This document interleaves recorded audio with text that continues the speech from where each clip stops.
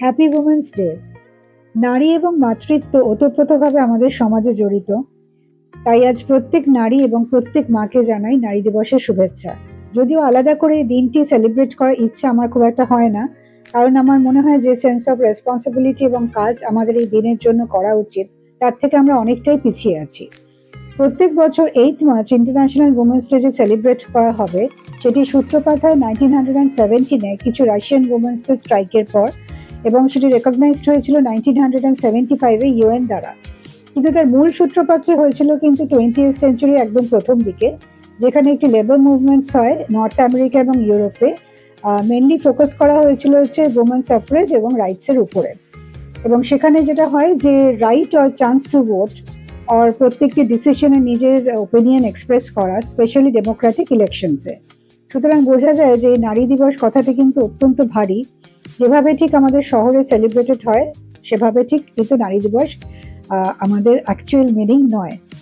তো দেখা যায় যে আমাদের শহরে যখন দুটো তিনটে সেমিনার করা হচ্ছে বা প্রচুর ডিসকাউন্ট রাখা হচ্ছে জুয়েলারিতে, নানান রকম গিফটস আইটেমে, বা ধরুন গার্মেন্টসে, এবং রেস্টুরেন্টে আমরা খেয়ে সেলিব্রেট করছি, অথবা মাকে একদিন রান্না থেকে বিরত রাখা হচ্ছে, তখন হয়তো কোথাও না কোথাও যেখানে আলো পৌঁছায়নি সেখানে একটি নারী নির্যাতিত হচ্ছে বা একটি পুরুষ বঞ্চিত হচ্ছে যে অ্যাকচুয়ালি কিভাবে নারীকে সম্মান করতে হয় তার শিক্ষা থেকে।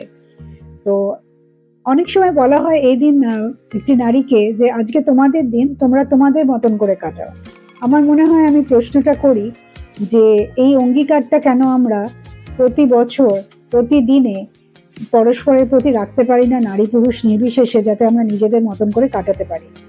কিন্তু এটা তো অনধিকার প্রবেশ হয়ে যাবে, কারণ আমি তো অন্যের হয়ে প্রশ্ন করতে পারি না। সুতরাং যতদিন না আমাদের মনে এই প্রশ্নটি জাগবে, ততদিন আমার মনে হয় আমরা ঠিক আন্তর্জাতিক নারী দিবস উদযাপন করার মতো জায়গায় আসিনি। আবার আসি নারী এবং মাতৃত্বতে।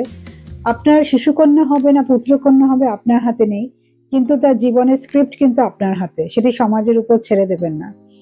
একটি নারী বা পুরুষ অন্যকে কিভাবে সম্মান করবে সেটা কিন্তু প্রথম সে শেখে তার মার কাছ থেকে। আপনি একটি নারী হয়ে নিজেকে কতটা সম্মান দিয়েছেন এবং কতটা অ্যালাউ করেছেন নিজেকে ডিসরেসপেক্ট করতে, সেটা কিন্তু একটি ছেলে বা মেয়ে দেখে, এবং দেখেই কিন্তু তারা শেখে। সুতরাং প্রতি মুহূর্তে যখন আপনি নিজেকে সম্মান করবেন, তখন আপনি বুঝবেন আপনি একটি ছেলে বা মেয়ে গড়ছেন যারা নিজেকে সম্মান করতে শিখছে।